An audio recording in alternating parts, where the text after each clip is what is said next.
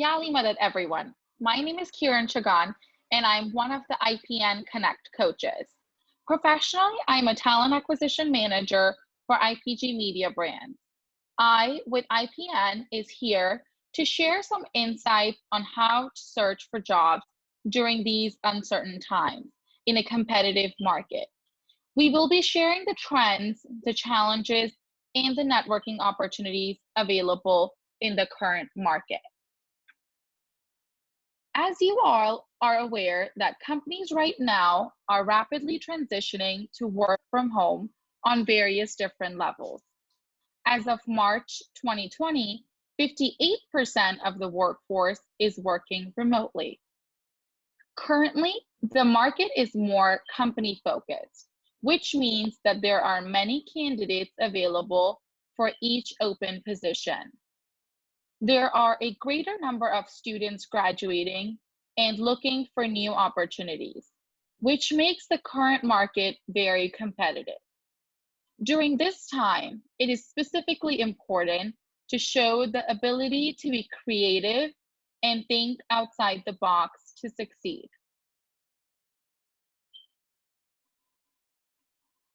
These are some of the job boards available to actively search for new job opportunities: LinkedIn, Glassdoor, Indeed, ZipRecruiter, Career Builder, Monster, and the Study app, which is specifically focused on blue-collar jobs. In addition to the traditional job boards, staffing agencies are another outlet to find new opportunities. Staffing agencies play a critical role in helping companies find talent, and it is a good approach to build relationships with them, to start your career, or to even make a move. Here is a list of some of the top staffing firms in the United States: Randstad, Adecco, Robert Half, Kelly Services, Manpower Group, Aerotech, Insight Global, Kforce, and Roth Staffing. Due to the high volume of overqualified candidates, it is important for you to stand out and distinguish yourself. Are you sending emails or LinkedIn messages to jobs you're interested in? Are they the cliche emails that say, "I'm actively looking for a new job and I strongly believe I will be a great fit for you and your company"? Or does it say, "I am a graduate from XYZ University with a 4.0 GPA. I'm actively looking for an opportunity to capitalize on my skill set to better and improve companies such as yours"? It is important to make sure that your email is geared more towards the company and the person you are reaching out to. Create a unique subject line to stand out. For example, "My name is John Smith, and I have been reading recently in numerous articles that the job market has become very competitive." What are the major qualities that you look for in the right candidate? Do you have some time this week to connect further about your background and your role in the company? When using this approach, you're asking to learn more about the company, and this could open the door to uncover possible new opportunities. This could really be your way in. Often people believe networking is perfecting your elevator pitch and handing out as many business cards as possible during networking events. But this can easily feel awkward or even dated. It is important to keep these 6 common networking mistakes in mind when networking. Solely chasing recruiters. Allowing to get fear in the way. What if people get annoyed by me? Perfectionism. Making a bad impression. Making things difficult for your contacts. Only going after large Fortune 500 companies. We will now dig deeper on what this means. Solely chasing recruiters. While reaching out to HR personnel can be very beneficial, it is not always realistic to expect an immediate response with an ideal job offer since they are not the decision maker. Instead, build your network with sales managers, directors, operation managers, etc. People in these roles are better aware of their department needs and can end up playing a large role in the hiring process. Allowing to get fear in the way. What if people get annoyed by me? One of the most painful mistakes you can make when networking is putting in all the work and then just not going for the ask. Instead, remember this: when networking, you are never hurting anyone. Instead, you are helping people get excited about what you bring to the table. If you are scared to make the first step, start with your network or the people you know. This is a good time to tap into your alumni networks and attend their networking events. Perfectionism. Don't create obstacles for yourself. Do not tell yourself that before networking, you should spend several hours researching a company. Determining what is important when searching for a job is difficult. Should you research about a company for a few hours and then outreach? Or should you just begin outreaching as soon as you find a job you're interested in? Researching is a great practice, but it can also delay the process. It is recommended to review the company for about 15 to 20 minutes and then begin the outreach. Remember, research does not move your resume or yourself through the hiring process, but networking and outreaching will. If you are looking to attend a networking event, it is important to research who will be attending the event, find a common thing that you both are interested in for a conversation starter. Making a bad impression. We are always scared of making a bad impression, but it is the lack of self-awareness that is a common mistake we make. Confidence is the key here. Instead, find a colleague, a friend, or even reach out to connect at ipnonline.net to ask them to critique your resume, cover letter, LinkedIn profile, etc.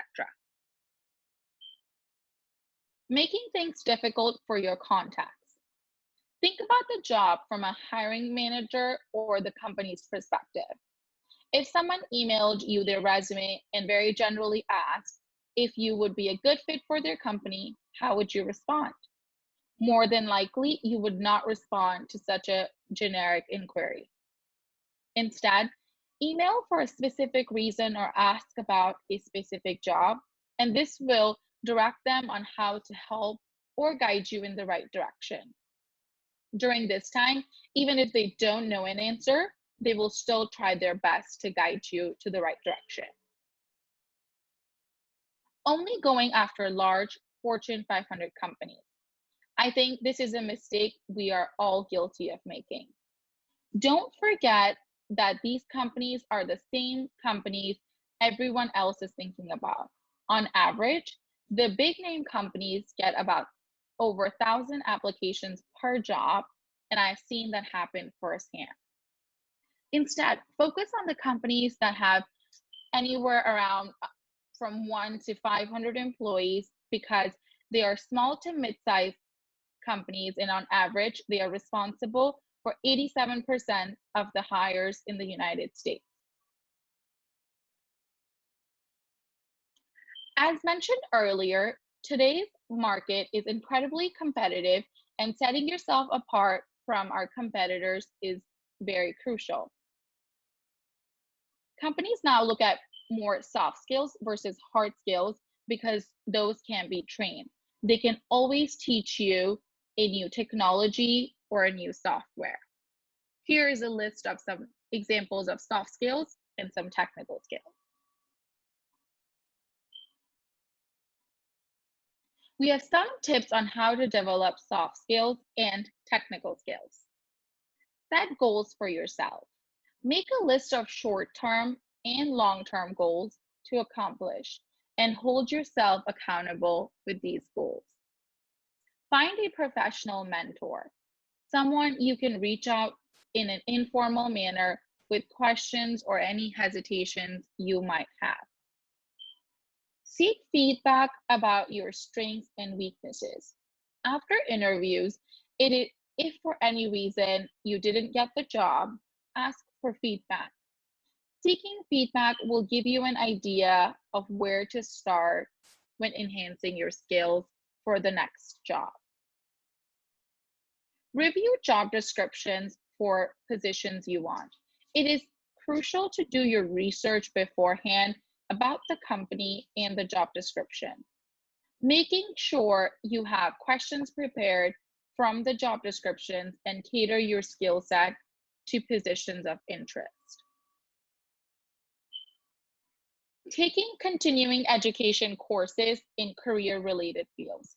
This could mean furthering your education by going to school, or similar to getting certified in a particular skill set that would help you advance in your career. Take advantage of training your company provides. This is a free tool for you to utilize if your company offers external training. This could include training related to your field or general leadership trainings as well. Join a professional association in your field. This is an opportunity to connect with colleagues in your industry and learn what skills you may want to develop. Here are some key takeaways from our presentation today. The job market is challenging and requires a high level of resilience and out-of-the-box thinking to be successful. So be persistent and find time networking and building relationships. 6 key mistakes when networking and outreaching. Believe in yourself and do not fear the process or think your process is wrong. Create your own process. Utilize professional platforms such as LinkedIn and Indeed, along with staffing agencies such as Randstad, Adecco, and Robert Half. There are numerous platforms out there, but these are the main power outlets that have shown results for other candidates. Take advantage of the time working remotely to craft your skills and to hit the ground running when the market changes and when things are back to normal. Thank you so much, everyone, for tuning in today to learn more about the trends, the challenges, and the networking opportunities available in the current market.